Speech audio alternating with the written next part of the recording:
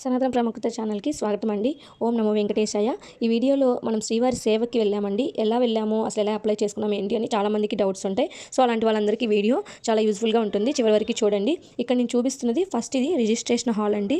So ఈ registration హాల్లో process ఏముంటుంది అనేది నేను వీడియో చివరిలో చెప్తూ ఉంటాను. సో మీకు ఇక్కడ వీడియో డిస్ప్లే అయ్యేటప్పుడు ఒకసారి నేను మీకు చెప్తున్నాను. ఇక్కడ శ్రీవారి సేవా సదనం అని ఉంటుంది. సో ఇక్కడ 1, 2 అని 2 ఉంటాయండి. ఒకటి ఓన్లీ లేడీస్కి ఉంటుంది, ఒకటి ఓన్లీ జెంట్స్కి ఉంటుంది. సో ప్రాసెస్ ఏంటి అంటే ఫస్ట్ మనం శ్రీవారి సేవ స్లాట్స్ రిలీజ్ చేసినప్పుడు మనం బుక్ చేసుకుంటాము. సో ఒక 1 మంత్ 2 మంత్స్ తర్వాత మనం సెలెక్ట్ అయితే ఎవరికి వాళ్ళకి ఇండివిజువల్గా ఎప్పుడైతే నెంబర్ ఇస్తారో రిజిస్ట్రేషన్ చేసుకునేటప్పుడు ఆ నెంబర్కి ఓటీపీ ద్వారా మనకి రిజిస్టర్ అయింది, సేవ కన్ఫర్మ్ అయింది అని ఒక ఇన్ఫర్మేషన్ ఇస్తుంది.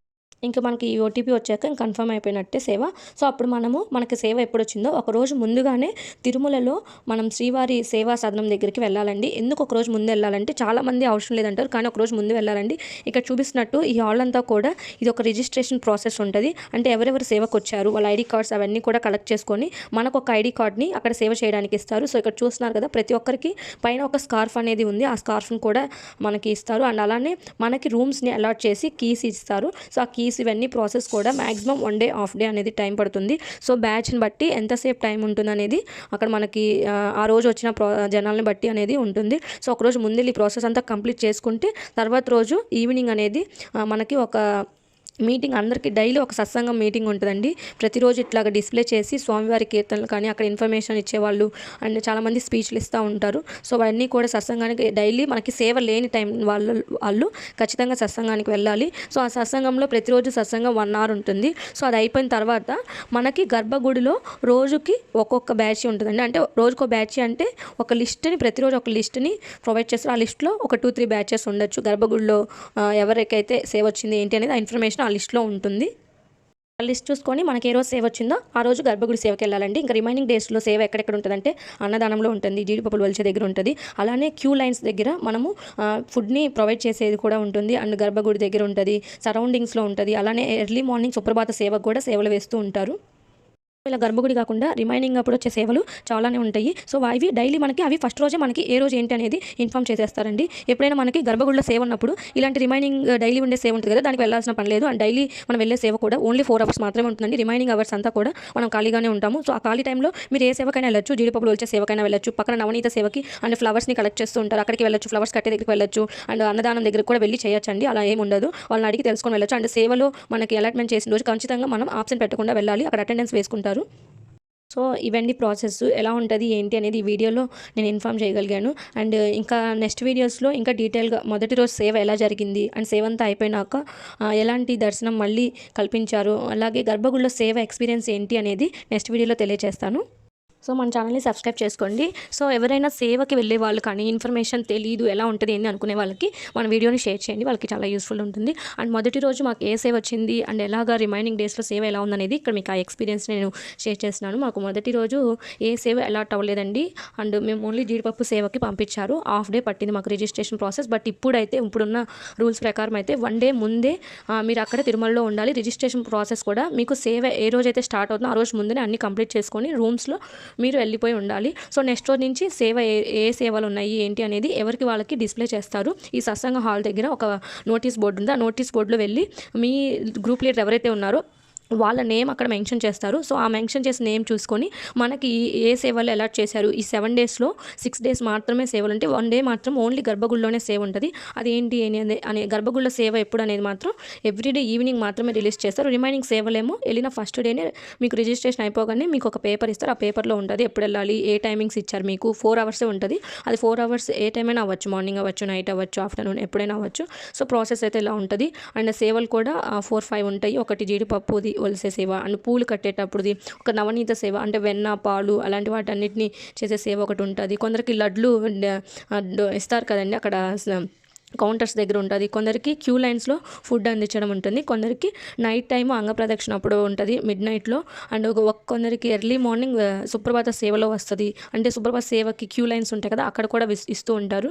ఇంకోటి అన్నదానం దగ్గర 4 halls చాలానే ఉంటాయి. మార్నింగ్, ఆఫ్టర్నూన్, ఈవినింగ్ షిఫ్ట్లు వైజ్గా ఇస్తుంటారు. ఇది కూడా అందరికీ. సో ఎప్పుడైనా మనకి ఫుడ్ అనేది ఫ్రీగానే ఉంటుంది. ఏ సేవకి వెళ్ళినా కూడా ఆఫ్టర్నూన్ వెళ్ళేసి ఆ ఫుడ్ హాల్స్ దగ్గరికి వెళ్ళేసి మనం ఇట్లా సేవ అంటే ఎప్పుడైనా మనం వెళ్ళేసి తినేసి మళ్ళీ వచ్చి మన సేవని కంటిన్యూ చేసుకోవాలి. అండ్ 4 అవర్స్ అయిపోయిన తర్వాత మన రూమ్లోనే మనం వెళ్ళి ఆ రెస్ట్ తీసుకోవాలి. ఇన్ కేస్ ఎవరైనా 4 అవర్స్ అయిపోయిన తర్వాత కొంతమందికి టైం ఉంటే, సో ఇప్పుడు ఎర్లీ మార్నింగ్ 4 అవర్స్ అయిపోయి సేవ్ అయిపోయిన వాళ్ళు రిమైనింగ్ అంతా ఖాళీ ఉంటారు. అలాంటి వాళ్ళు తిరుమలలో సరౌండింగ్స్లో ఉన్న శ్రీవారి పాదాలకి, అలా జంపాల ఆంజనేయ స్వామి దగ్గరికి, సో ఇలాగ కొందరు షాపింగ్కి అలా అందరూ వెళ్తూ ఉంటారు. సో ఎవరి టైమింగ్స్ వాళ్ళంటే, సో కొంతమంది అలా వెళ్ళకపోయినా కూడా ఖాళీగా ఉండకుండా ఏదో ఒక సేవలో వెళ్తూ ఉంటారు. అన్నదానం సేవకు కూడా వెళ్ళొచ్చు. ఎవరైనా ఖాళీగా ఉన్నారంటే తీసుకుంటారు, వెళ్ళి చేస్తామంటే ఓకే అంటారు. సో ఎలా అయినా మనం ప్రాసెస్ అన్నిటిని యూస్ చేసుకోవచ్చు. లేదు అనుకుంటే రెస్ట్ తీసుకునే వాళ్ళు రెస్ట్ తీసుకుంటూ ఉంటారు. కొందరికి నైట్ షిఫ్ట్ వేస్తారు కాబట్టి నైట్ సేవలు, సో వాళ్ళు డే టైంలో రెస్ట్ తీసుకుంటారు. సో ప్రాసెస్ ఇలా ఉంటుంది. యూనిఫామ్ మాత్రం కంపల్సరీ ఉండాలండి. సేమ్ బ్లౌజ్ ఇక్కడ వీడియోలో చూపిస్తున్నట్టు బ్రౌన్ బ్లౌజ్, అలానే ఆరెంజ్ శారీ ఉండాలి. ఇది కాకుండా ఇంకేం వేసుకున్నా కూడా మీరు సేవకి అలౌ చేయరు. అండ్ మీ గ్రూప్ లీడర్ ఎవరైతే ఉన్నారో వాళ్ళని కూడా అందరినీ అలౌ చేయరు, డిస్మిస్ చేస్తారు. సో ఎవరికైనా కంపల్సరీ యూనిఫామ్ ఉండాలి. అండ్ అలానే అటెండెన్స్, ఎవ్రీడే అటెండెన్స్. మీ గ్రూప్ లీడర్స్ అందరికీ కూడా పైన ఒకళ్ళు ఉంటారు, మళ్ళీ ఒక మేనేజర్ లాగా ఒకళ్ళు ఉంటారు. వాళ్ళు డైలీ వచ్చి అటెండెన్స్ ఎవరు వచ్చారు ఎవరు రాలేదని వచ్చి చెక్ చేసుకొని వెళ్తారు. సో సేవకి వెళ్ళిన వాళ్ళు కంపల్సరీ సేవకి అటెండ్ అయిన తర్వాతనే రూమ్స్లో రెస్ట్ తీసుకోవాలి. సో సేవకి వెళ్ళి రెస్ట్ తీసుకుంటూ అక్కడే ఉండిపోయే వాళ్ళకైతే కూడా ఎవరిని అలా ఒప్పుకోరు. అండ్ చాలామందికి డౌట్ ఉంటే పీరియడ్స్ వస్తే ఎలాగా, అక్కడ ఎలా చేసుకోవాలి, ఇంటికి రావాలా, ఎలా చేయాలి అనుకుంటారు.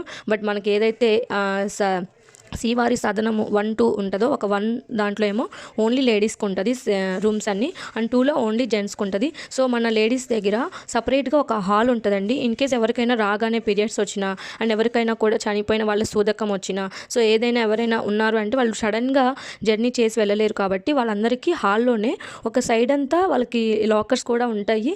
సో వాళ్ళు అక్కడ ఉండొచ్చు. ఆ 3 days అయినా 2 days అయినా ఉండేవాళ్ళు, ఒక్కళ్ళు జర్నీ చేసి ఇంటికి రిటర్న్ వెళ్ళలేని వాళ్ళు అక్కడ ఉండొచ్చు. సో ఇంకా మీకు ఏదైనా సేవలో డౌట్స్ ఉంటే నాకు కామెంట్ సెక్షన్లో మీరు అడగండి. నేను నెక్స్ట్ వీడియోలో అయినా షార్ట్స్లో అయినా కూడా మీకు కంపల్సరీ రిప్లై ఇచ్చి ఇన్ఫర్మేషన్ని షేర్ చేస్తామండి. సో ఇది ప్రాసెస్ ఇలా ఉంటుంది. సో మాకు మొదటి రోజు ఏం సేవలు వచ్చినాయి, ఆ సేవల్లో మేము ఎలా చేసాము, అండ్ మాకు గర్భగుడి సేవ ఎన్ని డేస్కి వచ్చింది. 7 daysలో కొంతమందికి ఫస్ట్ వస్తుంది, కొంతమందికి మిడిల్లో, కొంతమందికి లాస్ట్లో ఇలా వస్తుంది. సో మాకు ఏ రోజు వచ్చింది, అండ్ మేము గర్భగుడిలో వెళ్ళినప్పుడు స్వామివారిలో ఏ టైమింగ్లో వచ్చింది, ఆ సేవ మాకు ఎలాంటి అనుభూతి ఇచ్చింది, అండ్ ఎలా గర్భగుడిలో మనకి స్వామివారి ఎదురునే రావాలంటే ఎలాంటి టిప్స్, అండ్ అక్కడ ఏమన్నా ఏదైనా పాసిబిలిటీ ఉంటుందా, సో ఇలాంటివన్నీ కూడా నెక్స్ట్ వీడియోలో కంపల్సరీ నేను అప్డేట్ ఇస్తాను. సో మీరు ఇవన్నీ తెలుసుకోవాలంటే నెక్స్ట్ వీడియో మీరు చూడాలంటే మీరు సబ్స్క్రైబ్ చేసుకుంటేనే చూడగలుగుతారు. మీకు నోటిఫికేషన్ వస్తుంది, బెల్ ఐకాన్ని ఆన్ చేసుకోండి. సో ఇన్ఫర్మేషన్ డెఫినెట్గా మీకు షేర్ చేస్తానండి. ఎలా షేర్ అండ్ స్వామివారి ఎదురుగానే సేవ ఎలా వచ్చింది, అసలు అక్కడ ఎలా చేశారు ఏంటి అనేది కంప్లీట్గా మీకు నెక్స్ట్ వీడియోలో అప్డేట్ చేస్తాను. అండ్ ఈ 7 days ఫుడ్ గురించి కూడా చాలామందికి డౌట్స్ ఉంటాయి. సో అక్కడ ఈ సేవా సదనం ఎక్కడ ఉంటుందంటే 2 హాల్స్ ఉంటాయండి, చాలా పెద్ద హాల్స్. ఇవి వెంగబాంబ ఫుడ్ హాల్ ఉంటుంది కదా, దానికి పక్క సైడు ఉంటాయి ఇవి హాల్. వీడియో చాలా లెంత్ అయిపోతుంది, నెక్స్ట్ వీడియోలో అప్డేట్ చేస్తాను. Thank you.